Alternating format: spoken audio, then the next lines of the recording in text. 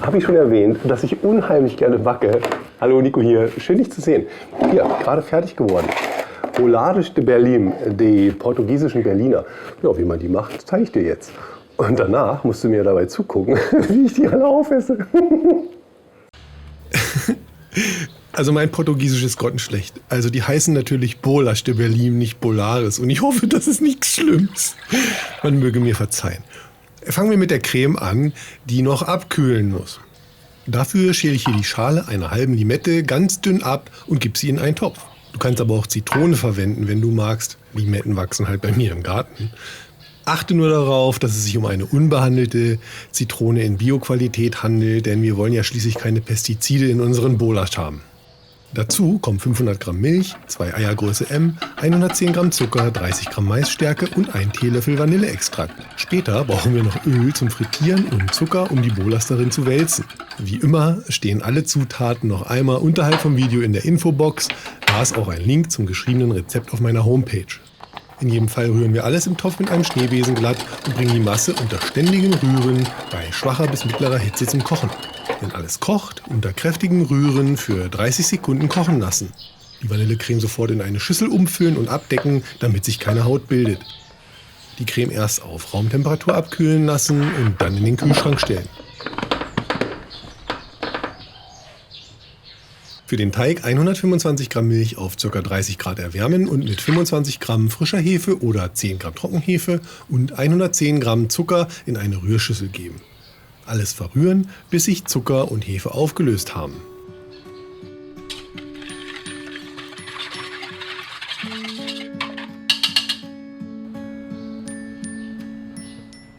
Dann 420 Gramm Weizenmehl Typ 550, 50 Gramm Butter, 2 Eier Größe M und einen halben Teelöffel Salz dazugeben und alles mit den Händen oder mit den Knethaken deiner Küchenmaschine in 8 Minuten zu einem geschmeidigen Teig verkneten.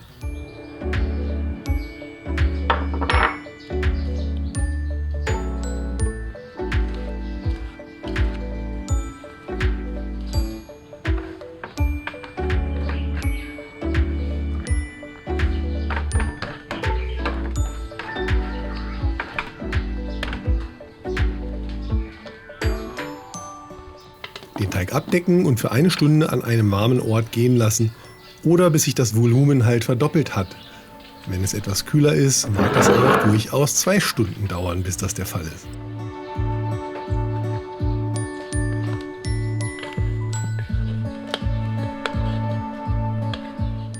Anschließend vom Teig 15 Stücke zu 55 bis 60 Gramm abwiegen. Nee, das war zu viel. Das ist schon besser.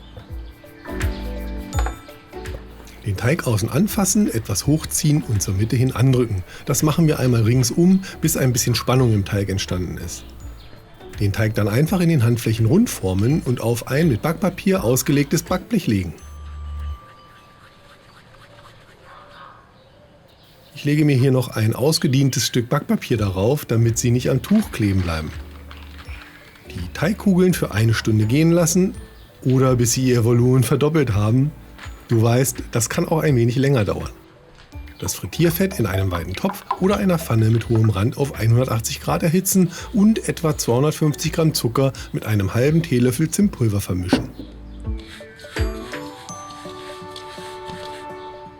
Das Öl hat die richtige Temperatur, wenn an einem Holzkochlöffelstiel oder an irgendeinem Holzspieß, den man in das Fett hält, kleine Bläschen hochsteigen.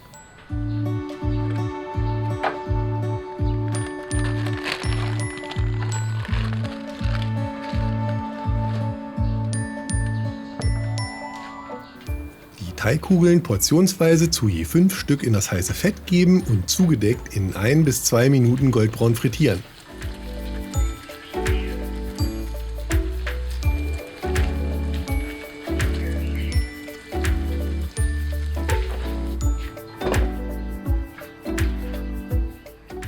Dann wenden und auf der anderen Seite auch nochmal 2 Minuten backen.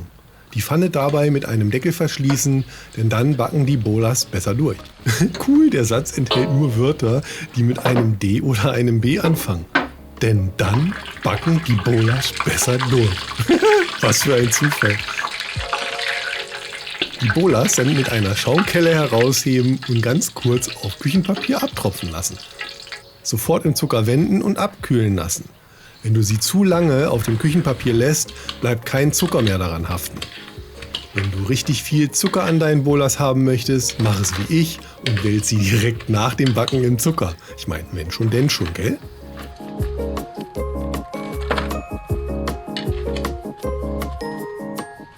Wenn dir das Video gefällt, sei so lieb und hilf dem Nico, indem du kurz auf den Daumen nach oben Knopf drückst.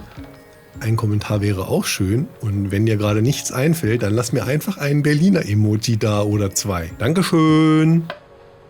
So, fehlt nur noch die Füllung. Dafür werden die Bolaskrapfen auf einer Seite eingeschnitten und dann so weit wie möglich im Innern aufgeschnitten. Umso mehr Füllung passt nämlich hinein. Und das ist ganz wichtig, nicht so wie bei Berlinern, wo man die Füllung suchen muss. Entschuldigung, den ersten muss ich jetzt ganz dringend essen, aber ich konnte mich nicht mehr konzentrieren und glaub mir, danach kannst du dich viel besser aufs Füllen konzentrieren.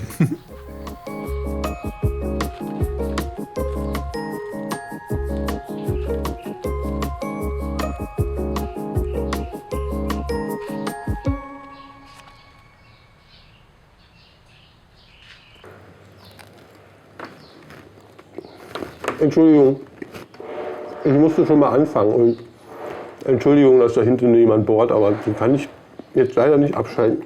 Der hat genau in dem Moment angefangen, das Haus zu renovieren. Und egal, da hören wir jetzt einfach nicht hin. Also, ich musste schon anfangen. Es hätte ja sonst viel zu lange gedauert, bis ich damit fertig bin. Ich hoffe, du hast jetzt auf jeden Fall ganz große Lust bekommen, in die Küche zu gehen und deine eigenen Bolares de Berlim zu machen. Die portugiesischen Berliner, die sind mega lecker. Die sind mega lecker. Das gesagt. Wollte ich noch irgendwas anderes sagen? Nö, eigentlich nicht. Ich wollte einfach nur Tschüss sagen. Dankeschön fürs Einschalten. Danke, dass du mich bis hierher begleitet hast. Vielen Dank für die Unterstützung. Das freut mich wirklich sehr. Der Nico ist weg. Ich habe noch einen über. Okay, einen und ein bisschen. Tschüss.